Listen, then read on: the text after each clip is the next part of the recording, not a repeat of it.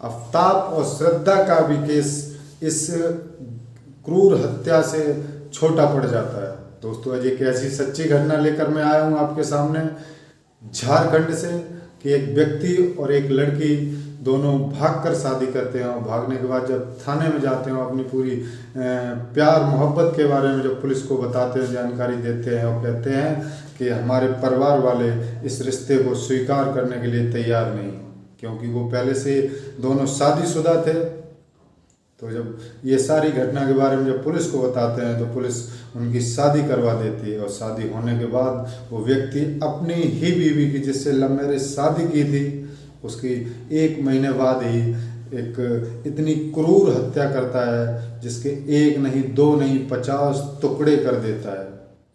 तो दोस्तों, मैं राम राम नमस्कार, मैं विनय कुमार और आप देख रहे हैं वारदात की दुनिया चैनल।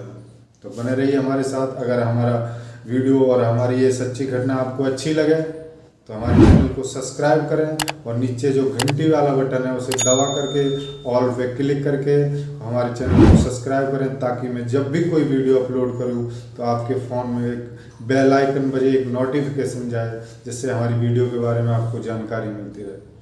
तो चलिए इस अपनी सच्ची घटना की तरफ चलते हैं। ये घटना झारखंड के साहिबगंज की है। इस घटना में आफ्ताब और श्रद्धा का भी केस बहुत छोटा पड़ जाता है। एक दूसरे से ये दोनों प्यार करते थे और बेइंतहा प्यार करते थे, यहाँ तक कि जबकि वो दोनों पहले से शादीशुदा थे, लेकिन अपने प्यार के आगे वो दोबारा से फिर शादी कर लेते हैं। ये घटना झारखंड के साहिबगंज से है, जो कि एक 25 साल का व्यक्ति जिसका नाम दिलदार अंसारी है। ये दिलदार अंसारी पहले से शादीशुदा था, जिसके एक बच्चा था, एक पहले से ही लड़का था, और फिर एक लड़की से ये प्यार कर बैठता है।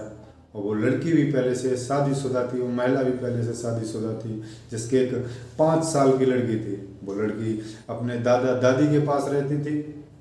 ये दिलदार उस लड़की को शादी करने के बाद लेने के लिए तैयार था, लेकिन उसके दादा दादी ने वो 5 साल की लड़की जो थी वो उसको देने के लिए तैयार नहीं हुए।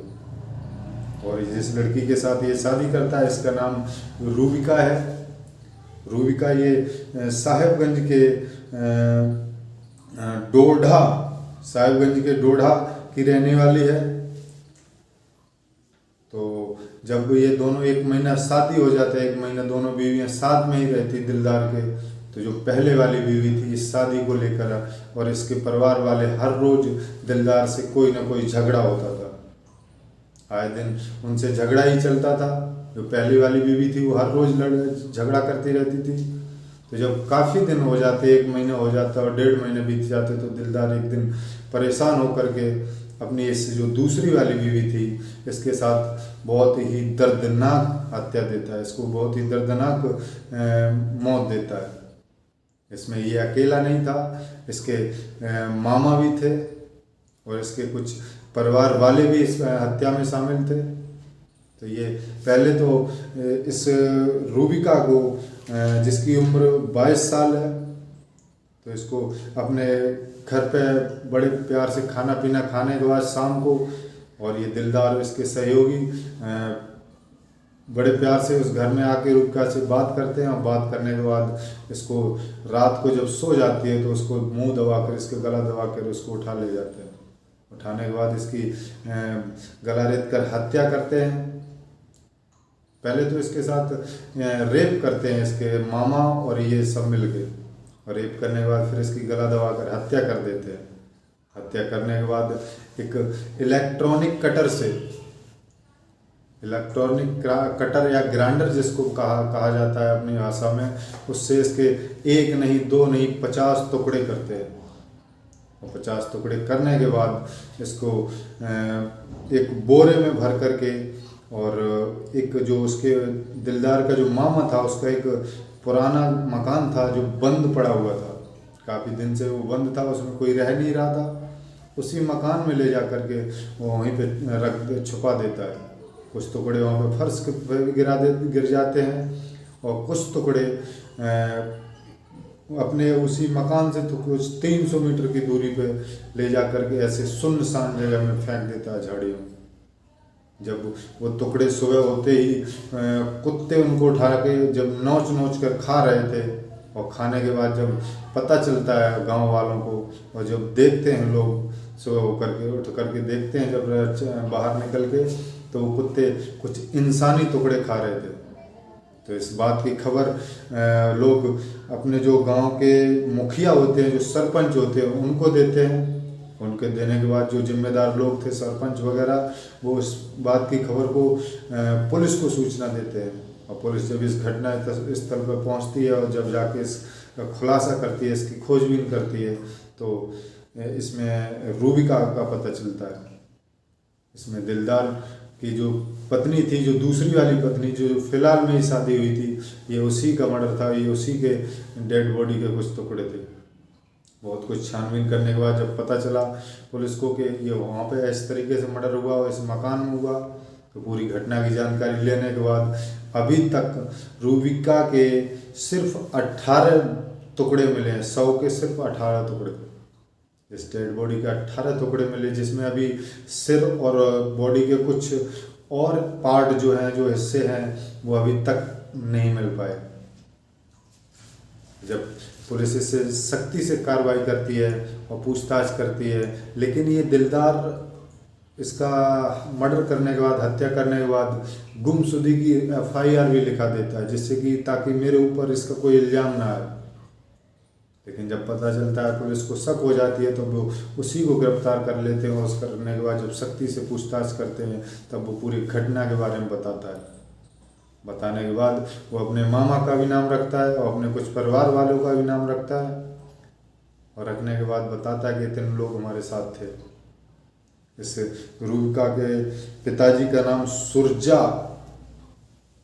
पहाड़ी है, और इस रूबिका का भी नाम रूबिका पहाड़िन करके है, जो साहेबगंज के डोडा इलाके की रहने वाली थी। तो दोस्तों, इस घटना में उसको वो बुरी मौत दी जाती है कि जिसकी कोई कल्पना करें तो हम अपने बड़े शब्दों से नहीं कर सकते। जबकि इस रूबिका की एक 5 साल की बेटी भी थी, वो अपने दादा दादी के साथ रहती थी। और बताया जाता है, अभी पोस्टमार्टम की रिपोर्ट तो नहीं आई है, जब रिपोर्ट आने के बाद पता चले, लेकिन पुलिस के सूत्रों को मुताबिक ये पता चला कि रूबिका गर्भवती हुई थी।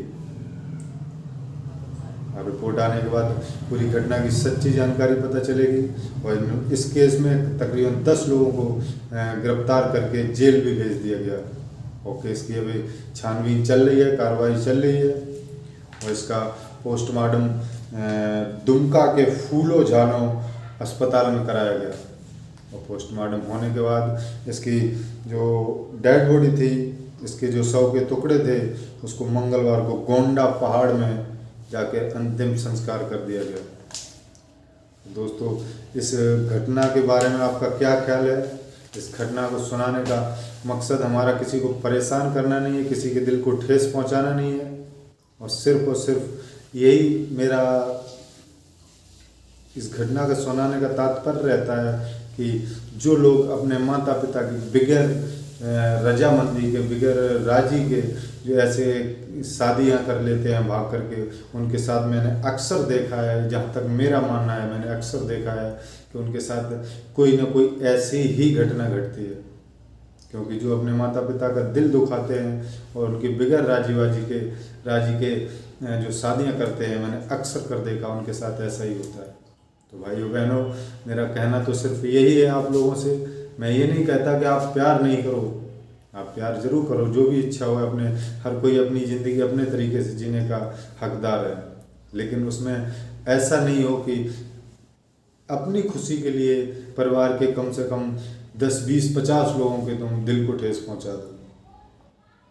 जब उनकी आत्मा रोती है परिवार वालों की, माता पिता की, तो बहुत ही नामुमकिन है वो लोग जो भाग करके वो ऐसी शादियां करते हैं वो खुश रहें। मैंने तो आज तक 100 में ऐसे 95% केस देखे हैं जो ऐसे भागकर शादियां की, या तो वो बर्बाद हुए या उनका यही हाल हुआ। दोस्तों जय हिंद, जय